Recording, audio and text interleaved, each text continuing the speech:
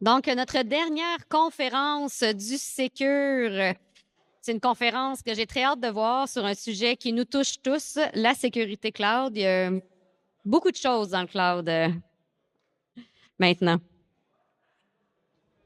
Je vais prendre un petit 2 minutes que les gens s'assoient.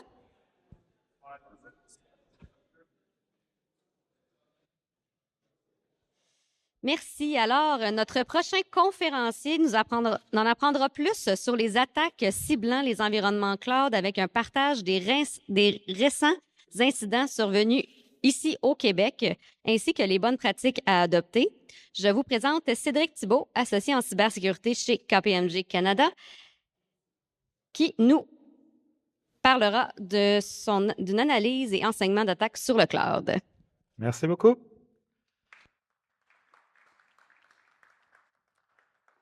Bonjour à tous. Bon, l'avantage de passer en dernier, c'est qu'il ne reste que les gens pugnaces dans la salle, des vrais, qui vont rester jusqu'au bout. Ça va aller. Puis après, il y a un 5 à 7, non? Ou quelque chose? Non, merde. Ah, excusez, il n'y a pas. Bon, Wishlist 2026.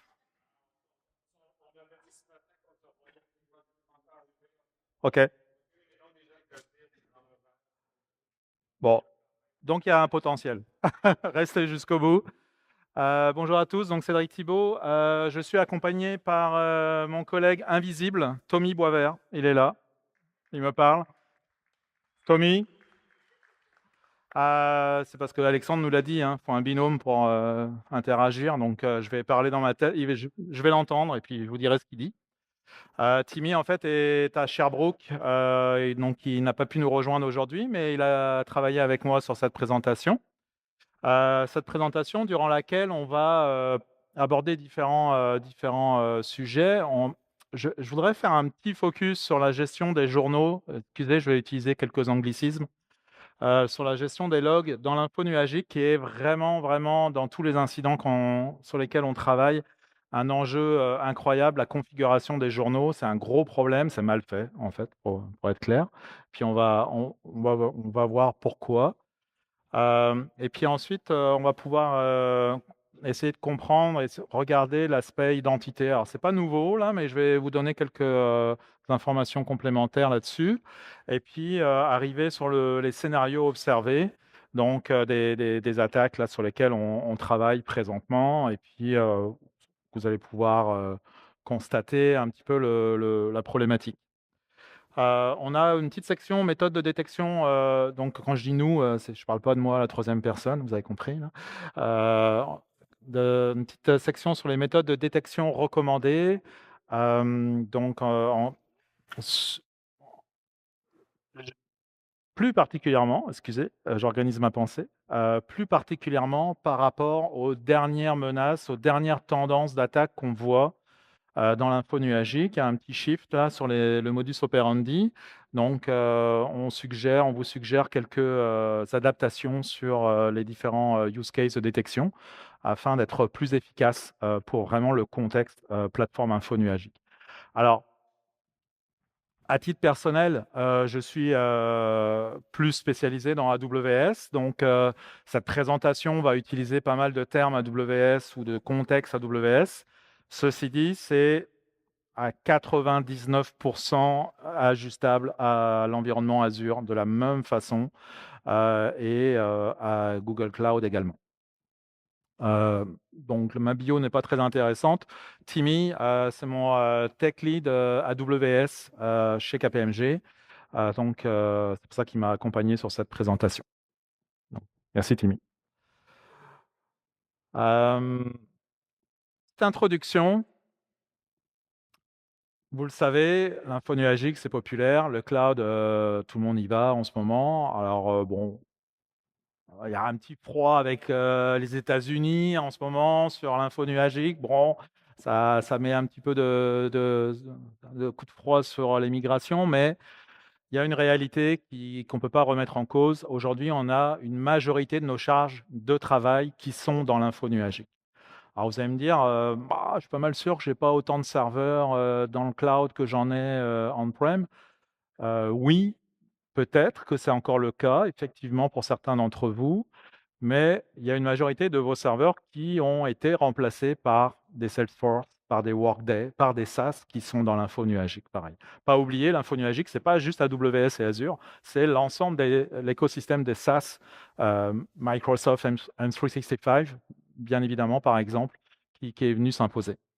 Donc, cette majorité de charges de travail dans l'info nuagique, la bonne nouvelle, c'est que le graphique de droite, qu'est-ce qu'il vous montre? C'est les dépenses en, en, en TI qui augmentent dans l'info nuagique. Ça y est, on est rendu pas seulement à avoir une majorité de nos charges de travail dans l'info nuagique, mais on est rendu au point pivot où on va avoir une majorité de nos dépenses TI dans l'info nuagique, incluant la cyber.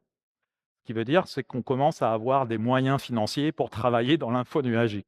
Et puis pas juste à balancer au moindre coût nos charges de travail. Donc moi, je pense que c'est une bonne nouvelle.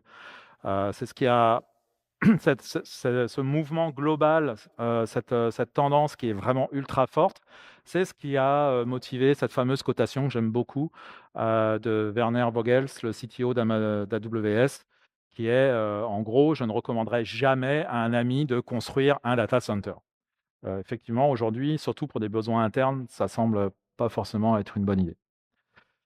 Alors, ceci dit, face à cette tendance très connue, on ne tombe pas de notre chaise, bah, on a quand même des enjeux importants en cybersécurité. On en a plein. Alors, je ne vais pas tous vous les citer, parce que sinon, là, je vais perdre, je vais perdre l'attention de l'auditoire, parce qu'on va bientôt passer les 5 premières minutes. Mais il y en a quand même certains que j'aimerais mettre en avant, euh, que j'aime particulièrement. La vitesse d'exécution, je l'aime beaucoup, celle-là. La vitesse d'exécution, vous savez, quand on parle, par exemple, en gouvernance, dans les cadres normatifs, en général, on a tous connu ces fameux processus de révision de la politique, de révision de la norme qui devra être révisée à tous les 3 ans, au mieux à tous les ans. C'est quelque chose, je ne sais pas si vous êtes familier avec ça, pour les gens d'un peu de gouvernance. C'est courant, c'est standard, on va dire, une révision tous les 3 ans de la politique ou tous les ans, au plus court. Bah, dans l'info nuagique, permettez-moi de vous dire que si vous révisez vos documents normatifs à tous les 3 ans, bah, vous êtes carrément derrière le train, là. Je veux dire, vous êtes complètement dépassé, là. Parce que le problème, c'est qu'en 3 ans, vos charges de travail auront complètement changé, vos cas d'usage TI auront complètement évolué, les technologies auront évolué, votre cadre normatif n'aura plus la même valeur. La réalité, c'est que dans l'info nuagique, on est obligé de livrer la cybersécurité de façon continue et non plus sur des milestones comme ça très périodiques. Donc ça, c'est un gros enjeu, ça fait une grosse différence dans notre façon de penser. L'héritage de la pensée, d'ailleurs, c'est aussi un des gros enjeux. C'est compliqué de se réinventer, c'est compliqué de changer, on le sait, la gestion du changement pour l'humain, c'est un challenge, particulièrement en cybersécurité. Là. On a, je veux dire, investi pendant des années dans des outils qui nous ont coûté des fortunes, qu'on a eu du mal à implanter. Puis là, du jour au lendemain, faut absorber plein de nouveaux outils spécifiques à AWS, à Azure. Il faut apprendre des nouvelles compétences, éventuellement la programmation, etc. Enfin bon, là, c'est un enjeu. Et puis, on le constate chez beaucoup de nos clients. Les équipes cyber, là, c'est beaucoup de travail pour les aider à se moderniser, pour les aider à s'adapter, à s'ajuster à l'info nuagique. Qu'est-ce qu'on a sinon? Et effectivement, les lacunes en matière de compétences. C'est un gros enjeu au Québec. On manque de personnel qualifié en cyber pour le cloud. Je veux dire, je recrute, voilà, le message est passé. Comme tout le monde recrute, quasiment dans ce domaine-là, on manque de compétences. Il nous faut plus de spécialistes. Pourquoi? Parce qu'on va le voir, il y a des méthodes d'attaque, il y a des configurations types qui sont propres à l'info nuagique, qui doivent être découvertes, qui doivent être maîtrisées. Donc, la réalité, c'est que c'est pas facile de s'adapter et bah, les conséquences, elles sont là. Les conséquences, c'est qu'on a beaucoup d'incidents. dans l'info nuagique. Alors, je vous ai mis plein de statistiques. Alors oui, disclaimer, j'ai écrit plein de diapositives beaucoup trop petites pour que vous puissiez les lire. C'est fait exprès. C'est parce que comme ça, vous allez m'écouter. Donc, 79% des compagnies dans le cloud ont rapporté une brèche en 2024. C'est quand même énorme, là, je veux dire. On a des attaques qui viennent par des chemins d'attaque qui sont propres à l'environnement info nuagique. On en a beaucoup qui viennent de vulnérabilités dans des serveurs, comme je veux dire, dans n'importe quel environnement. Mais on en a aussi qui viennent de configurations info nuagique natives. Donc, il faut vraiment connaître du coup l'info nuagique pour être capable de s'en protéger. Et puis, les applications SaaS sont de plus en plus ciblées. Donc là, cette présentation, on va plus focaliser sur les plateformes, AWS, Azure, mais la sécurité, Salesforce, ServiceNow, Workday, M365, tous ces SaaS très populaires, c'est quelque chose qui devient vraiment un enjeu de premier plan. On en parle de plus en plus. Donc au Québec, on voit le résultat là. Nous, actuellement, on a une équipe assez importante en réponse aux incidents. On a plus de 3 incidents sur 5 qui concernent un environnement infonuagique, quel qu'il soit. On a des clients qui sont compromis pendant des années avant de détecter la menace. Je vais vous en montrer un. Enfin, pas le client, mais un cas. Et puis, les principales cibles dans l'infonuagique, on en a 3. Vos données, ça, OK. Vous allez me dire, ça ne change pas de on-prem, hein, les données, évidemment. Votre réputation.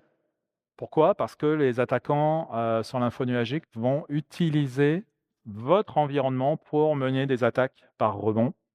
Ils vont utiliser certaines capacités de ces plateformes infonuagiques pour mener des attaques, on va les voir. Et votre carte de crédit. Alors, pas sous la forme de crypto-locker. Effectivement, quand je dis votre carte de crédit, c'est dans le sens où c'est vous qui payez votre souscription Azure, votre souscription AWS. C'est vous qui recevez le bill à la fin du mois. C'est très intéressant pour un attaquant qui a pris pied dans votre environnement d'utiliser vos ressources pour faire du crypto mining, pour faire du Bitcoin, par exemple. Plutôt que de devoir le faire dans son garage, je vais le faire avec les serveurs de telle compagnie ABC. Et puis, je ne vais pas démarrer un seul serveur, on s'entend, hein, je vais me gâter. Je vais démarrer des gros serveurs, et puis je vais en démarrer des centaines, et puis je vais en démarrer avec des GPU. Ça va être très rapide, efficace, je vais pouvoir me faire de l'argent, puis je ne recevrai pas le bill. C'est ça. Ça, c'est vraiment la grosse différence. D'ailleurs, le crypto mining, c'est la tarte, c'est la part en vert que vous voyez dans ce graphique. Vous voyez, c'est très majoritaire dans les attaques cloud, ce qui est une belle différence avec l'environnement on-prem. Alors, je voulais vous parler de la gestion des journaux dans le cloud, parce que ça, c'est vraiment un gros, gros, gros problème que je vois avec les différents clients que j'ai le plaisir d'accompagner et qui est présent sur l'ensemble des organisations dans l'info nuagique. Déjà, on va un petit peu revenir sur les journaux, à quoi ça sert. Il y a 3 grandes, d'un point de vue sécurité, il y a 3 grands intérêts pour les journaux. Vous avez la fonction de monitoring qui va nécessiter des journaux. La fonction de monitoring, c'est pas uniquement pour la cyber, évidemment. Vos équipes TI, vos développeurs ont besoin de faire du monitoring. Ils ont besoin de journaux pour ça. Donc, on va parler de métriques et d'alarmes, essentiellement. OK? Pour la cyber, ça a un intérêt, le monitoring. Ça a un intérêt, par exemple, pour détecter une attaque par déni de service. Une attaque par déni de service, les premiers indicateurs que vous allez avoir, c'est le monitoring. C'est la consommation qui va commencer à monter. Vous allez commencer à voir le scale. Oh, là, il y a quelque chose qui se passe. Ça, c'est un exemple. Ensuite, vous avez la détection d'activités malicieuses. Et là, on parle de collection de logs, on parle de use case et de playbook de réaction. Ça, c'est la partie la plus connue dans le monde de la cyber, c'est la détection. Évidemment, pour être capable de détecter quelque chose, il vous faut des logs. Il vous faut commencer par collecter ces logs. Ça, c'est le point sur lequel qu'on va approfondir juste après.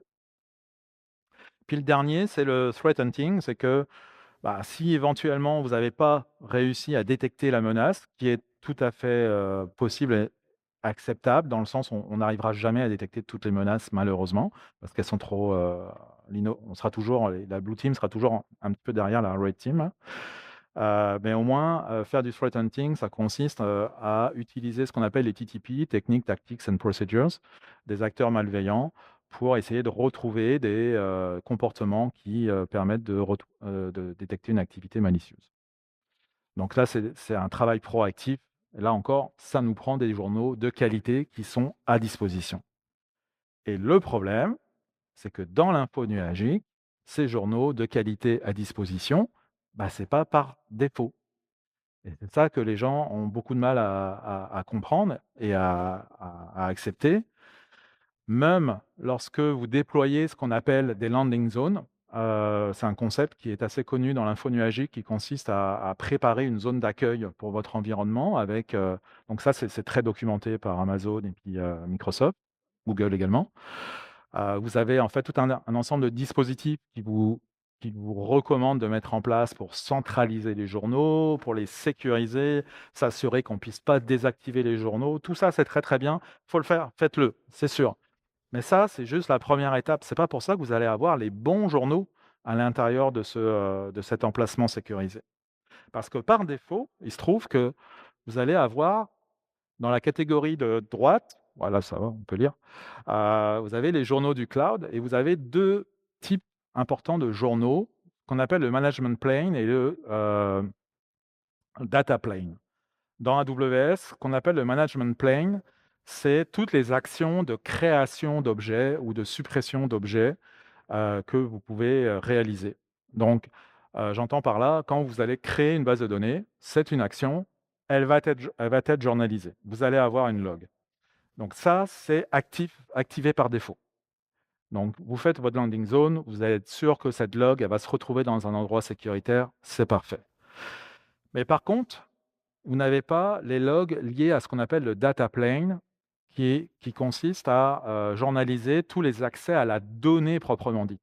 Donc, vous allez avoir l'accès de la création du bucket, d'un bucket S3 par exemple, mais la log, l'accès à la donnée, le get object, quand je prends un objet, un fichier dans un bucket S3, ça, c'est pas dans le management plane, c'est dans le data plane. Et ça, ce n'est pas activé par défaut. Pourquoi? Parce que c'est payant. Donc, AWS active par défaut le management plane qui est gratuit 90 jours. C'est payant si vous voulez le stocker sur un plus long terme. Par contre, le data plane, c'est désactivé. Et énormément de clients ne pensent pas, ne passent à côté de cette configuration. Et là, on va se mettre en situation, là. Est-ce qu'il y a des gens qui sont un petit peu concernés par la sécurité opérationnelle ici, là, qui est dans des... Ouais. Quand on est dans un SOC, là, et qu'on investigue des incidents et puis qu'on est responsable de ça, il y a un scénario qu'on n'aime pas du tout imaginer. C'est quand on a une brèche confirmée et qu'on a notre département légal qui vient nous voir ou notre CISO qui vient nous voir et qui nous dit mais est-ce que nos données elles ont été compromises et qu'on se retrouve à lui dire ben je sais pas et je pourrais jamais te savoir parce qu'on n'a pas de log. T'en as pas pantoute et t'en auras jamais. Tu peux appeler Amazon, tu peux faire ce que tu veux, t'en auras pas. Elles n'étaient pas activées. Ça c'est dur. Ça c'est vraiment le scénario. On veut pas le vivre. On n'a pas. C'est pas le fun pantoute. Donc là, on pourra toujours se retourner vers les DevOps en disant ouais les gars, vous n'avez pas fait votre travail, mais enfin bon, ça va pas. En général, ça marche pas. Donc hyper, hyper, hyper important. Les journaux d'accès à vos données ne sont pas journalisés par défaut. C'est à vous d'y penser, c'est à vous de vous en préoccuper. Les network flow, tout ce qui est journalisation des données réseau, sont quasiment toutes optionnelles, pareil. Tout ce qui est host et conteneur, après, dans les ressources proprement dites, c'est pareil. On voit beaucoup d'organisations qui, on-prem, ont une bonne politique de journalisation, vont penser à mettre leurs journaux de serveurs dans le SIEM ou dans le dépôt de log quelconque qu'ils ont à disposition. Mais bizarrement, par exemple, les bases de données, du fait qu'on n'a plus la bonne base de données traditionnelle déployée à la main qu'on connaît dans l'info nuagique, mais qu'on a des bases de données gérées, on ne pense pas forcément à raccorder les journaux. Donc, on n'a pas non plus tous les select, update, insert de la base de données dans RDS, dans AWS. On ne les a pas non plus. On ne pense pas à les journaliser. Donc là, on en a énormément d'écart en termes de journalisation entre un environnement on-prem et un environnement cloud. Et ça vient complexifier énorme, enfin, comme vous pouvez l'imaginer, les investigations et même la capacité de détection. Donc, 1er constat, les journaux, c'est pas par défaut, il faut s'en préoccuper, c'est la première étape, c'est collecter les journaux. Collecter les journaux, pourquoi? Bah, pour pouvoir ensuite, travailler sur identifier les, mauvais comportements, liés aux identités. Pourquoi? Parce que les identités, c'est le vecteur majeur, des attaques dans l'info nuagique. On parlait, je pense qu'Olivier nous partageait 31 des brèches qui commencent par, par des identités compromises. Je veux pas me tromper, mais je pense que c'est encore un petit peu supérieur quand on se focalise sur l'info nuagique. Alors, c'est pas forcément des identités qui sont compromises, c'est des identités qui sont utilisées suite à une compromission également de serveurs. On va le voir après l'explication. Donc effectivement, le renforcement de l'identité, c'est le parent pauvre, de l'info nuagique. Pourquoi? Ce qu'il faut comprendre, c'est que, le nombre de permissions, qui sont, possibles, qu'on peut affecter à un utilisateur sont exponentielles dans l'info nuagique. Rien qu'un bucket S3, c'est un objet qui est assez, simpliste là, j'ai envie de dire, dans AWS entre guillemets. C'est pas très compliqué, c'est un bucket de stockage de données. Il y a de mémoire, il y a environ 180 permissions possibles qu'on peut donner sur un bucket, sur l'objet bucket S3 là. 180 permissions. Quand vous allez voir une équipe GIA, là, vous leur demandez, la distinction entre les 180 permissions, vous allez avoir comme un blanc. Je veux dire, c'est normal. C'est compliqué les permissions dans l'info nuagique, il y en a énormément. Le résultat, c'est qu'on va travailler beaucoup, on va avoir tendance à travailler avec ce qu'on appelle les managed policies. Les fournisseurs info nuagiques nous mettent à disposition des politiques gérées, tu sais, qui sont préparées un peu par eux. Très sympa, plus facile. Donc on a par exemple des buckets S3 administrators, buckets S3 read-only, S3 read-only, etc. Sauf que ces buckets, elles sont over permissives. Elles sont faites pour nous simplifier la vie, elles ne sont pas faites pour appliquer le principe du moindre privilège. Donc le résultat, 99% des identités dans l'info nuagique sont over privilege. C'est un fait, c'est vraiment c'est démontré noir sur blanc. Et ça, bah, c'est un chemin parfait pour l'attaquant. Pourquoi? Parce qu'une fois que tu as une identité en main, bah, en fait, tu génères plus tu passes à travers les scénarios de détection classiques parce que tu fais juste qu'assumer une identité legit. Donc, tu prends des actions legit. C'est beaucoup plus difficile de détecter ce genre d'attaque. Ça, justement, ça, c'est un schéma que j'ai fait il y a déjà un petit moment, là, il y a 2 ans, et c'était inspiré d'une l'attaque de Tesla. Tesla s'est fait hacker il y a 4 ans, je pense, à peu près maintenant. C'était ce chemin d'attaque-là. Donc ça commence par là, pour le coup, ça a commencé par une vulnérabilité dans un serveur. Puis on va voir, on va comprendre, après la slide suivante comment ça s'est passé, pour récupérer l'identité. Heu, Suite à une vulnérabilité sur un serveur ou plutôt en fait, c'était un conteneur. L'attaquant a réussi à récupérer une clé d'accès, et puis à commencer un mouvement latéral dans l'environnement et ensuite c'est très, très, très classique comme schéma, on observe ça encore aujourd'hui. Data exfiltration dans la foulée, on vérifie qu'est-ce qu'on a comme dépôt de données, disponible avec ces clés d'accès et étape finale, parce que c'est celle qui est la plus bruyante, donc on sait qu'on va se faire bloquer rapidement, on fait le crypto mining. On fait de l'argent. Donc ça, on le fait à la fin en général. Ça, c'est quelque chose qui peut se faire sur plusieurs mois, voire années, ou c'est quelque chose qui peut se faire en une semaine. J'ai vu les 2. J'ai vu des scénarios où, suite à notre investigation, ça avait duré 7 jours avant l'attaquant pop des clusters ECS avec Fargate dans toutes les régions qui étaient ouvertes. Donc il y avait 12 régions, à travers le monde ouvertes. Donc il a popé des centaines de Fargate pour, miner du bitcoin. Ça a été arrêté rapidement parce qu'AWS, à ce moment-là, réagissent là. Ils sont quand même à l'affût là, mais ça a quand même fait une facture de, plusieurs dizaines de milliers de dollars. Donc ça, vous comprenez que votre outil de sécurité traditionnel, votre IDR, ben, éventuellement, il peut vous aider à la première étape. Éventuellement. Tout le reste, c'est au niveau de la couche AWS. Votre IDR, il voit rien du tout. Votre pare-feu, il voit rien du tout. votre IDS traditionnel, il ne voit rien du tout. Donc, ça vous prend des outils spécialisés pour voir ça. Et la première étape, l'exploitation de la vulnérabilité, elle est optionnelle. Les scénarios sur lesquels on investigue aujourd'hui, euh, les incidents sur lesquels on investigue aujourd'hui, en réalité, ce n'est pas forcément issu d'une vulnérabilité. Pourquoi? Parce que vos clés d'accès, vos identités, elles sont présentes dans plusieurs endroits différents. Dans vos codes applicatifs, déjà, on a, et puis c'est une mauvaise pratique, c'est pas bien, mais c'est une réalité, malheureusement, on le voit, on le vit. Dans les, beaucoup de développements encore aujourd'hui se font avec du hard coding de clés d'accès dans le code applicatif. On le voit encore, ou dans des fichiers JSON de configuration sur le serveur. Bon, bah ça évidemment, ça nous met en péril à la moindre faille applicative, voire des fois, on a vécu le cas, tu n'as même pas besoin de faille applicative, la clé d'accès, elle était dans le code JavaScript, exposé de l'application. Bon, bizarrement, on ne comprenait pas, là, ça n'arrêtait pas de répéter, à chaque fois on changeait la clé, bah ouais, forcément, hein, c'était dans le code JavaScript, là, c'était publié. Donc, attention aux bonnes pratiques de développement. Le problème, par contre, c'est que c'est également attaché à vos serveurs. Ça, c'est justement la fameuse vulnérabilité qu'on a vue avant avec TEDFAS qui s'est passée. C'est la vulnérabilité SSRF. Ce qu'il faut comprendre, c'est que vos serveurs que vous déployez dans l'info nuagique qui supportent vos applications, ils ont une identité. Ils peuvent assumer une identité. Pourquoi on veut les faire assumer une identité? Par exemple, pour les gérer, on a des outils de gestion comme SSM dans AWS qui permettent de gérer de façon at scale, de façon automatisée nos serveurs. Pour ça, on a besoin de communiquer avec nos serveurs. On leur donne en fait une identité à ces serveurs et ils ont le droit de communiquer avec l'outil de gestion et puis ça nous aide.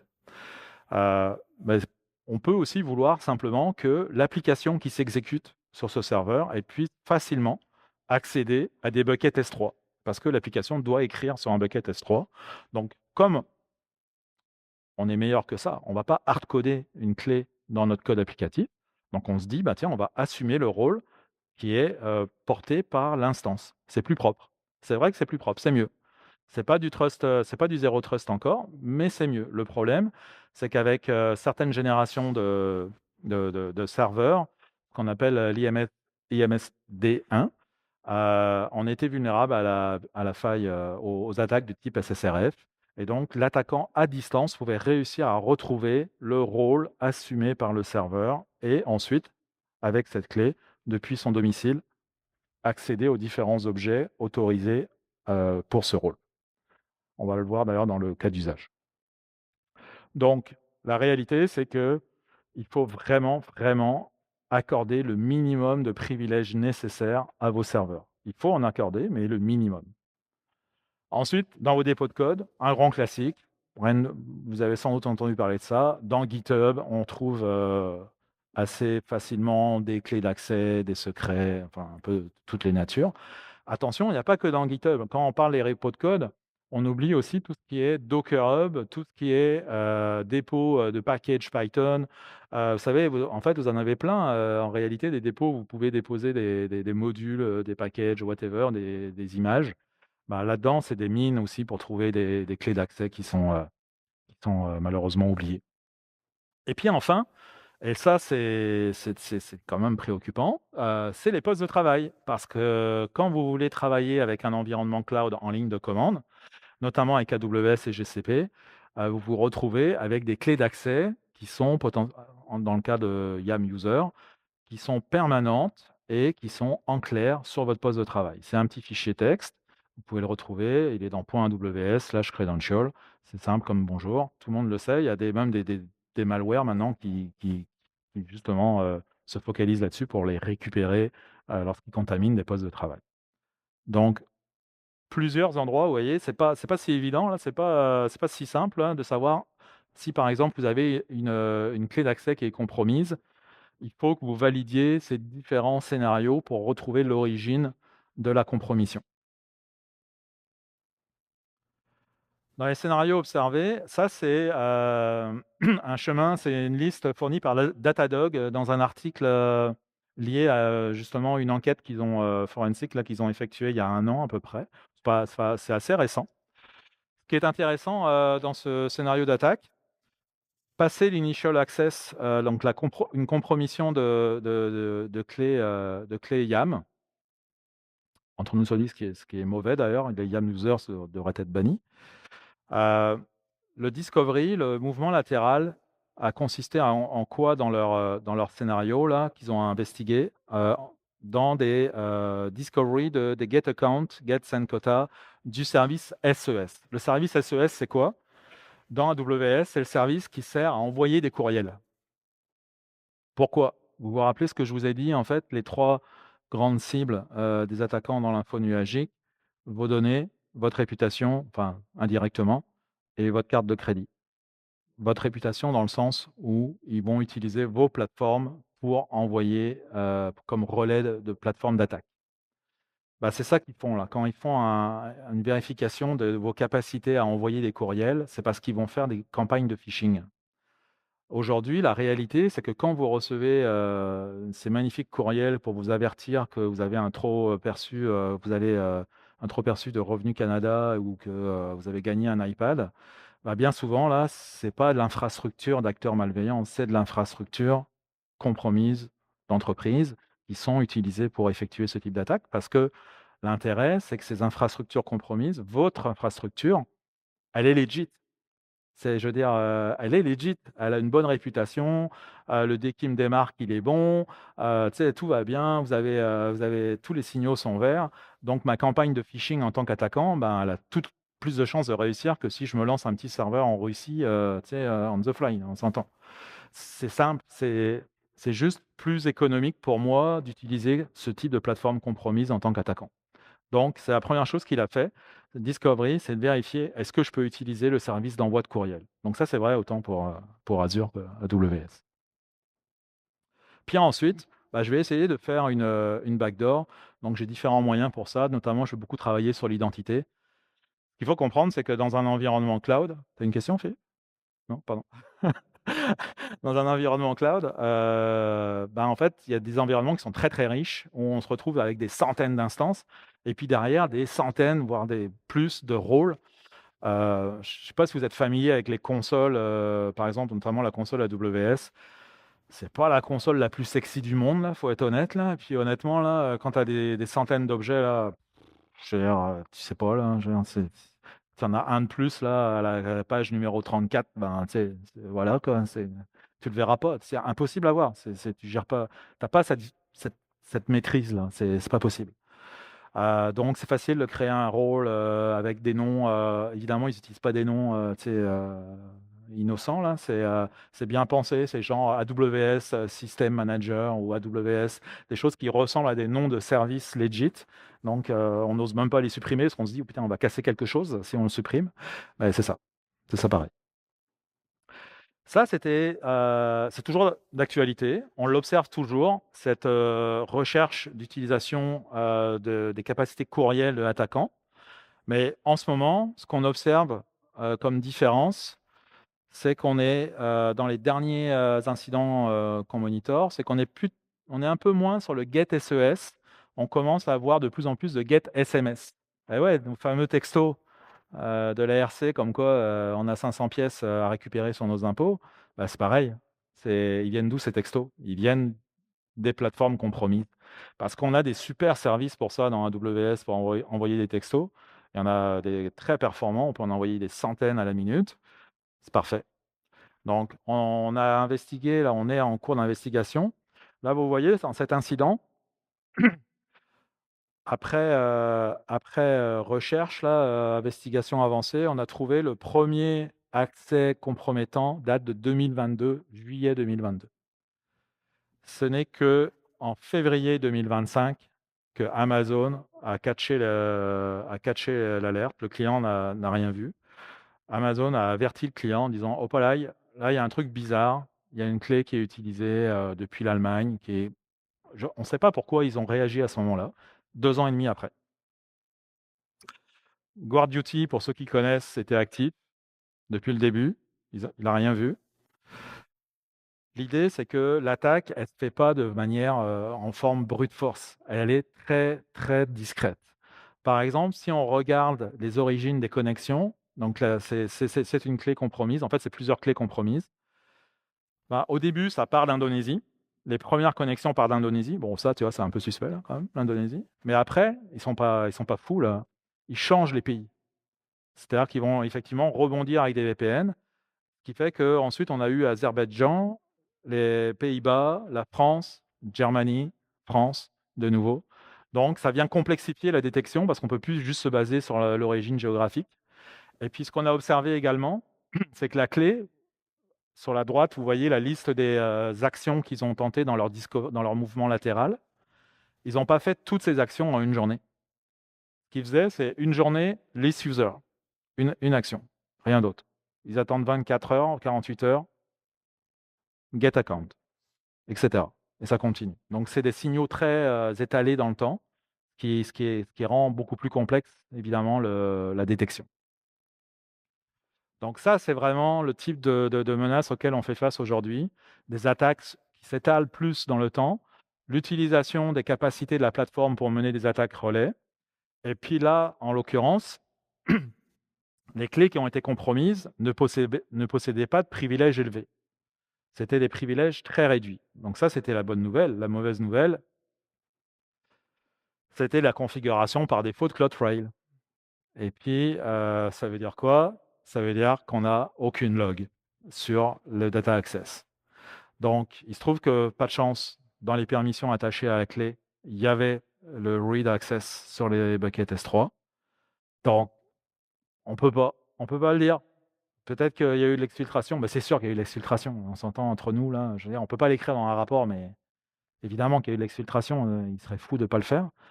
Mais tu ne peux pas le prouver. Et puis là, le client, c'est une situation qui est malheureuse pour lui, là, qui est pas évidente.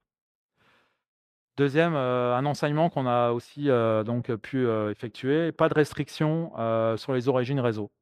Alors, par là, j'entends quoi? Quand on parle de restriction réseau, on pense tout le temps à la géoloc. On pense tout le temps à, tiens, on va réduire l'accès juste aux États-Unis et au Canada. On en a eu dans cet incident, on a eu des requêtes qui venaient des États-Unis. Ça ne va pas suffire, la géoloc. Effectivement, on le sait, c'est très imparfait, la géolocalisation. Mais vous pouvez faire de la restriction réseau sur vos objets, par contre, infonuagiques, par rapport aux sources légitimes de requêtes. Là, en l'occurrence, dans ce scénario-là, le bucket S3 était accédé par le serveur, par un serveur. Le serveur, on l'avait, l'adresse IP du serveur, elle est dans l'infrastructure du client. Il n'y avait rien de plus simple que de mettre une bucket policy qui restreint à l'IP du serveur les accès sur le bucket. Et là, vous venez tuer, en fait, le scénario de la clé compromise. Vous venez pas le tuer complètement parce qu'il peut y avoir une attaque par rebond du serveur. Mais vous venez beaucoup diminuer quand même le risque. Donc ça aurait été quelque chose d'intéressant. Troisième point, il n'y avait pas de détection avancée de menaces. Qu'est-ce que je veux dire par là? Vous allez le voir, on peut essayer de mettre en place des scénarios justement qui vont permettre de catcher ces attaques qui s'étalent dans le temps et qui vont permettre de focaliser sur ces actions propres aux services SES, SMS, etc., qui sont vraiment en ce moment-là des trends importants de nos attaques infonuagiques. Donc, dans les solutions de détection avancée de menaces, on pense notamment beaucoup au CNAP, au CNAP, mais on peut se faire très bien des solutions maison. Donc nous, on va vous proposer on a fait des petites preuves de concept comme ça, de solutions maison, faites avec des outils natifs dans AWS. Et puis, dernier point, là, le plus évident, pas de rotation de clés. Ça, c'est ça. Les clés d'accès d'un utilisateur YAM, si jamais vous en avez besoin, d'utilisateur YAM, c'est 90 jours, normalement. Au bout de 90 jours, vous êtes supposé les rotationner, excusez. C'est la recommandation Amazon. Là, ça faisait 2 ans et demi que la clé existait. Donc, au bout d'un moment, il faut vous dire, c'est que plus vous traînez dans la durée de rotation de vos clés, plus vous augmentez la probabilité que cette clé, elle se retrouve dans un des 4. Vous vous rappelez les 4 endroits où peuvent se retrouver les clés. Donc, il faut les faire tourner. Ça fait partie des bonnes pratiques. C'est pas pour rien. Quelques exemples d'incidents autres au Québec. Ça, c'était un incident dans AWS qu'on est en train d'investiguer. On a des cas, mais incroyables. Alors, le premier, je l'adore, celui-là. Hameçonnage d'un utilisateur via M365. Un client, un de ses utilisateurs s'est fait hameçonner. Bon, ça arrive, hein, je veux dire, ça arrive à tout le monde. Le problème, c'est que ce client, il n'était pas dans Azure. Il n'avait pas de cloud, il était on-prem.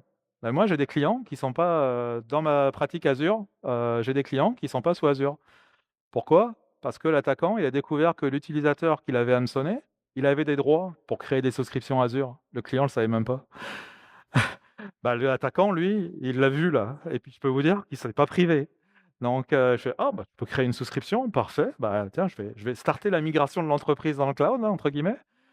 Il a créé les souscriptions, il a créé les serveurs et vas-y le crypto mining, résultat, on en était à plus de 50 000 en un week-end de bill, Microsoft. Donc donc ça, je peux vous dire que ça fait mal pour l'entreprise qui n'est même pas dans l'info nuagique, qui se retrouve avec un bill, Microsoft info nuagique. C'est quand même spécial. Ce qui est très bon aussi, c'est le troisième, compromission des accès administrateurs d'un compte dormant. Quand je vous parle de l'identité, à quel point c'est important, info nuagique. Un compte administrateur, lié à une migration qui, elle, n'avait pas été désactivée, qui n'avait pas été supprimée à l'issue de la migration. Ça arrive souvent ça, donc ce qu'on appelle un compte dormant. Il a été compromis et là, ce qui s'est passé, c'est que c'était un compte avec quand même des très hauts privilèges. L'attaquant a déplacé la souscription. Donc c'est possible, on peut le faire, dans Azure. Vous pouvez prendre une souscription et vous pouvez l'arracher, du tenant et la raccorder à un autre compte client complètement différent. C'est ce qui s'est passé. C'est-à-dire que le lundi matin et véridique, lundi matin, l'administrateur, il s'est connecté, tous les lundis matins, il ouvre sa console Azure, puis il lit ses souscriptions. La souscription de prod a été plus là. Je fais: «Merde, il y a un bug?» Non, c'est pas un bug, c'est que la souscription de prod avec tous ses serveurs, avec toutes ses données, avec toutes ses solutions de sécurité qu'il avait bien gentiment déployées, elle était sous le contrôle d'un attaquant. Ça a mis 3 jours avant que Microsoft puisse, l'aider et ramener sa souscription. Il faut savoir que dans ces cas-là, quand on arrache une souscription, on perd toutes les journaux. C'est by design. Donc en fait, il a récupéré son environnement au bout de 3 jours, sans aucune visibilité sur ce qui s'est passé pendant 3 jours. Donc l'identité, l'identité, l'identité. Ça, tout ça, c'est, vous pouvez le réduire, le risque, avec un travail fort sur l'identité. Pas que, mais beaucoup. Alors, pour les méthodes de détection, c'est bientôt l'heure de la bière, on accélère. Hop, pour les méthodes de détection, qu'on vous recommande, bah, justement, on vous recommande, c'est de vous préoccuper de ces ces fameuses actions, de mouvement latéral qu'on voit dans les mouvements latérales, vraiment propres à l'info nuagique. Ces actions en ce moment-là, il y en a 4 qui sont très importantes: Get SMS Attribute, Get Send Quota, List User, Describe Instances. Alors, il y en a qui sont plus ou moins utilisables dans des scénarios de détection. J'explique. Get SMS Attributes, c'est pas quelque chose qu'un serveur, un administrateur fait le lundi matin ou qu'un processus courant fait dans son mode de fonctionnement, à moins évidemment que vous utilisez le service. Mais bon, il n'y a pas tant d'entreprises qui utilisent ce service dans AWS, ça c'est une réalité. Donc lui, c'est un indicateur, c'est ce que j'appelle un marqueur fort. Quand vous avez un Get SMS Attributes, ça devrait déclencher un cas d'usage, normalement. Par contre, un Describe Instances, c'est une action qui se fait facilement par un administrateur. Moi, quand je me connecte dans la console et que j'affiche la liste des instances, en réalité, sans le savoir, je viens de faire un Describe Instances. Donc ça, on s'entend que je vais en avoir plein dans mes logs. Je ne vais pas starter des use cases avec un Describe Instances, sinon je vais inonder mon SOC et puis ça va être contre-performant. Par contre, ce qui est intéressant, c'est quand je connecte les deux.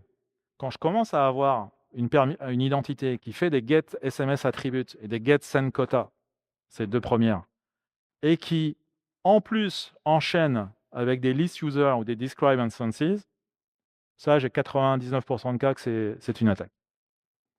Vous voyez, c'est plus la séquence qui est intéressante que juste l'indicateur, à part les deux premiers là qui sont vraiment des marqueurs forts. Donc, en partant de ce constat, en fait, il n'y a rien qui vous empêche de faire des petites solutions custom, maison. On en a fait pour des clients, et puis on en fait régulièrement. Ça, alors évidemment, vous pouvez le faire dans votre SIEM. Si vous envoyez vos logs correctement, vous journalisez ce qu'il faut et que vous envoyez bien ça dans votre SIEM, faites-le dans votre SIEM. Utilisez votre SIEM, il est fait pour ça. Je veux dire, c'est vraiment fait pour ça, un SIEM. Bon, là, malheureusement, je constate que plusieurs clients n'envoient pas toutes leurs logs dans le SIEM. pour une question de coût. Ça peut très bien s'expliquer et c'est tout un autre débat qu'on peut avoir et puis on peut en parler. Mais à défaut, vous avez des solutions dans votre cloud provider. Ça, c'est une petite solution où on va déclencher en fait une lambda. Une lambda, c'est un code qui s'exécute sans serveur. Donc, c'est complètement géré par AWS. On se contente de déposer le code et puis il se débrouille pour l'exécuter. Cette lambda, on va l'exécuter à chaque fois qu'on va avoir passé un get SNS attribute. Là, en l'occurrence, c'est un get send quota ou un get send quota. Donc, on déclenche la lambda. La lambda, elle fait quoi? Elle fait hop, hop, il y a telle identité qui vient de faire un get SNS attribute. Je vais le stocker dans une DynamoDB, qui est une base de données low cost, serverless, également disponible, NoSQL. Et puis ensuite, dès l'instant où j'ai une entrée dans cette DynamoDB, je vais ensuite vérifier régulièrement si ces mêmes identités que j'ai flaguées comme étant suspicieuses génèrent mes événements à surveiller sur la droite qui potentiellement arrivent plus régulièrement. Puis au fur et à mesure que je découvre que ces identités suspicieuses ont fait un describe limits, un list roles, un list user, un simulate principal policy, etc., qui sont des indicateurs faibles de compromission. Bah là, j'augmente le score de risque dans ma DynamoDB, j'augmente un marqueur tout simplement. J'augmente un compte. Et là, ça me permet au bout d'un moment de générer un message d'alerte pour tous les identités qui atteignent un certain niveau de risque. Bah, j'envoie un petit message d'alerte à mon administrateur. Ça, c'est intéressant parce que là, ça, je peux le faire sur une durée très longue. Je ne suis pas limité, comme j'ai un stockage avec ma DynamoDB, je ne suis pas limité à un use case qui va observer sur un range limité de quelques heures. Je peux faire cette observation sur un range de semaines, mois, années. OK? Et ça, c'est ce genre de solution qui vous demande du temps, éventuellement, de la compétence, mais qui coûte strictement rien à exécuter. Ça, une fois que c'est fait, c'est même pas 5 $ par mois à exécuter ça. Donc, autre méthode également pour catcher les attaquants aujourd'hui qu'on vous recommande, suivez l'argent. Vous vous rappelez les trois sources, là, enfin les trois enjeux des attaques dans le cloud, vos données, votre réputation, on en a parlé, et votre argent, votre carte de crédit. Il se trouve que quand on va faire du crypto mining là, avec votre infrastructure, bah, je peux vous garantir là, que votre bill, ça va décoller là. Ça va décoller et puis ça va décoller très très vite. Mais ça, c'est un indicateur parfait. Je veux dire, il faut l'utiliser. Vos alarmes liées au budget, ce ne doit pas être uniquement pour les analystes financiers. C'est une source importante pour votre SOC. Vous devez l'utiliser dans vos use cases. Vous avez en plus des outils qui sont mis en place de behavior anomaly, qui sont mis à votre disposition. Et puis c'est ultra intéressant pour un SOC de voir une augmentation de 200% des coûts dans un compte. J'ai peut-être un problème là. J'ai peut-être des gens qui sont en train de popper du crypto mining là. Donc ça, c'est le premier point. Et puis le deuxième point, bah, c'est le DLP aussi. DLP, il faut s'en préoccuper. Moi, j'ai plein de clients, je le constate dans le marché, là. On est en retard pour la protection des données dans l'info nuagique. Tu sais, on a déjà beaucoup de travail pour mettre ça en place sur nos SharePoint, puis dans notre infrastructure traditionnelle. Donc, dans les buckets S3, on ne maîtrise pas trop. Sauf que là, encore une fois, le cost peut vous aider, peut être un indicateur pour lutter contre la fuite des données. Pourquoi? Je ne sais pas si vous connaissez tous ce principe. L'info nuagique, pour envoyer vos données, c'est gratuit. Pour sortir vos données, ça va vous coûter cher. Ça va vous coûter très cher. Bon, ça, c'est plutôt une mauvaise nouvelle pour votre CFO. Mais pour vous, c'est intéressant. Parce que quand vous avez des egress costs qui sont en augmentation majeure sur votre service S3, bah là, vous êtes sûr que vous avez une exfiltration de données. C'est garanti. Donc ça, c'est une alarme qui doit remonter dans votre... OK? En conclusion, j'ai soif, je suis pas mal. Bah, évidemment, appliquer les bonnes pratiques du fournisseur. Bon, bah oui, les configurations. J'ai pas beaucoup parlé des configurations là, mais c'est une part importante également. Mais surtout, soyez paranoïaque sur le principe du moindre privilège. Le principe du moindre privilège, il y a pas de mot assez fort pour vous dire à quel point c'est important. Dans un playbook normal, habituel, on-prem, il y a pas y a pas de playbook, pour, un overprivileged user. Moi, je connais pas de SOC, traditionnels on-prem qui vont réagir au fait que, j'ai Jean-Pierre qui a trop d'accès. Parce que la réalité, c'est que tous les Jean-Pierre ont trop d'accès, dans les infrastructures on-prem. Il a bénéficié de rôles, qu'il a hérités, depuis, son arrivée dans l'entreprise. Il a plein de privilèges qu'il n'utilise pas. Et ça, il faut casser cette réalité dans l'info nuagique. Il faut avoir des playbooks de blocage de users si nécessaire. Il faut vraiment mettre le marteau là-dessus, là. Deuxième point, favoriser les contrôles de prévention à ceux de la détection parce que, ben, veut pas, la détection, c'est bien et puis je milite pour et puis je vous explique comment s'améliorer là-dedans. Mais la prévention, c'est encore mieux, ça c'est évident. Mais pour la détection, en tout cas, adaptez vos use cases au contexte infonuagique. On en a parlé avec les différentes actions pour le mouvement latéral dans un environnement AWS, entre autres. Là, il faut les utiliser, ces marqueurs, dans vos use cases. Et puis ensuite, ben évidemment, équipez-vous de solutions, des synapses et des compétences adaptées à l'infonuagique, des synapses ou des solutions maison.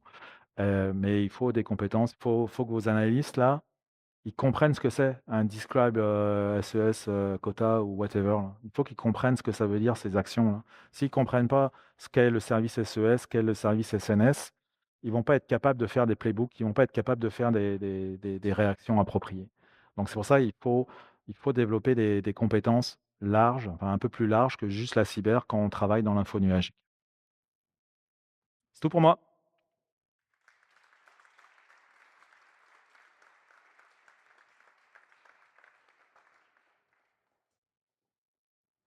Merci beaucoup, Cédric. OK. Est-ce que nous avons des questions?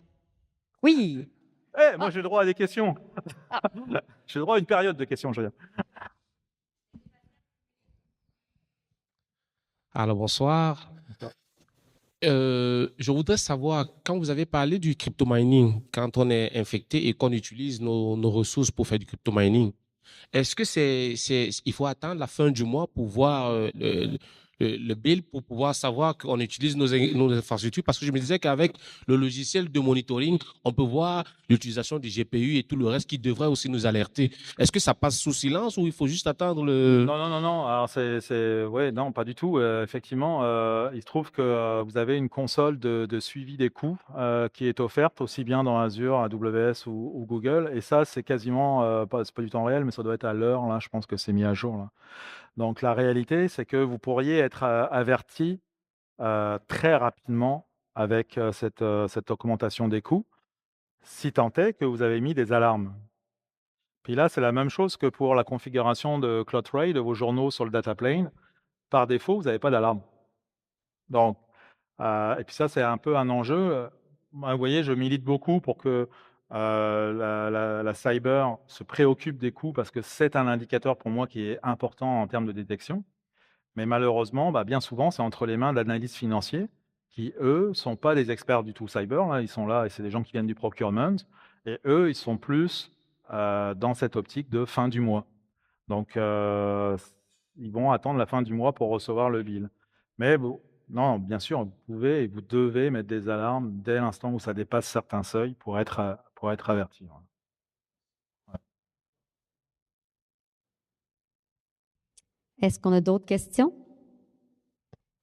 Je ne crois pas qu'on avait de questions en ligne. Ah oui. Bonjour. Bonjour. Excellente présentation, merci beaucoup. Merci. De la même façon qu'il y a des listes de règles préconfigurées pour les firewalls, compte tenu que les compagnies d'info nuagique connaissent la problématique, est-ce qu'il n'y aurait pas des listes de configuration d'environnement info nuagique qu'on pourrait suggérer, peut-être à travers l'intelligence artificielle, Ouais. pour aider les compagnies à éviter de se faire piéger comme ça? Alors, déjà, premièrement, effectivement, on a des guides de hardening qui sont ultra détaillés et qui sont disponibles. Vous en avez plein. Le CIS, moi je recommande le CIS, il est quand même très bon là, et puis il est assez complet. Euh, Évidemment, l'inconvénient, c'est que ceux qui connaissent les guides de CIS pour Windows ou Linux, personne n'a jamais appliqué tous les points du CIS pour Windows ou Linux. Je veux dire, sinon, votre serveur, il fonctionne plus, quoi. Donc, je veux dire, non, mais je vais pas être méchant, mais c'est vrai. C'est normal. faut l'adapter, il faut l'ajuster, il faut le contextualiser. C'est par contre une très bonne source d'information. Il faut essayer d'en appliquer le maximum.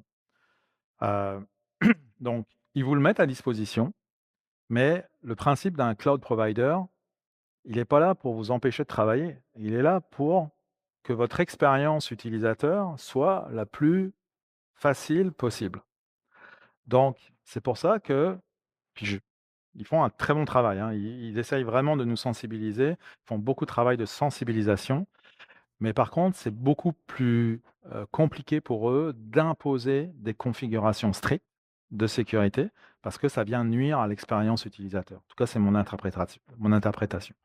C'est pour ça, par exemple, que les buckets S3 exposés sur internet, on en parlait, tout à l'heure, hein, ça a mis des années avant qu'AWS change le paramétrage par défaut pour le rendre plus compliqué. Aujourd'hui aujourd'hui, ils ont bien compris, puis Amazon a fait un super travail. Maintenant, pour exposer un bucket sur internet, faut quasiment avoir un master, être architecte pro pour exposer un bucket sur internet. Il faut le vouloir, là. Donc ils ont pris ça en compte, mais ça a pris des années et des années. Google, par défaut, pendant des années, tu crées une instance, ça ouvrait wide open un port 22 sur internet. C'était la configuration par défaut. Tu allais sur Shodan, tu faisais une recherche, port 22, serveur, GCP, tu en avais des milliers. Bon, ça, on le sait, là, c'est comme un non-sens, c'est une mauvaise pratique. Ça a mis des années avant qu'ils changent leurs paramètres parce qu'ils veulent simplifier, bah, c'est normal, c'est leur business, ils veulent te simplifier ton expérience utilisateur. Donc c'est pour ça qu'on ne pourra jamais, je pense, se baser entièrement, enfin, déléguer notre sécurité, c'est dans le space, c'est le fameux, shared responsibility model, pardon. Ce sera toujours dans l'espace client de la responsabilité de, sécuriser son environnement. Mais tu as des guides, tu as vraiment tout ce qu'il faut et puis, les équipes, bah, évidemment, de fournisseurs, d'intégrateurs comme KPMG, ou d'autres, sont là pour vous aider. Mais il y a Amazon fait un très bon travail, Azure communique aussi beaucoup. Là, ça c'est, j'ai pas fait de slide GenAI. Vous avez vu? J'ai résisté, j'ai failli, hein. Non, je ne veux pas le faire. Mais le GenAI peut vous aider énormément parce qu'en fait, toute la documentation est très riche pour l'info nuagique. Le problème, c'est qu'elle est trop riche. Elle est très importante. Mais là, justement, c'est parfait, là, le GenAI pour ça, là, vous pouvez facilement, demander, en fait, les bonnes pratiques sur, telle partie de AWS ou d'Azure et puis de plus en plus, on a maintenant des scénarios où le GenAI va analyser votre architecture. Vous allez mettre votre schéma d'architecture, vous allez lui demander: «Est-ce que ça respecte les bonnes pratiques? Dis-moi qu'est-ce que je peux faire pour renforcer la sécurité?» Il va vous le dire. Donc c'est vraiment intéressant ça. Est-ce que nous avons d'autres questions?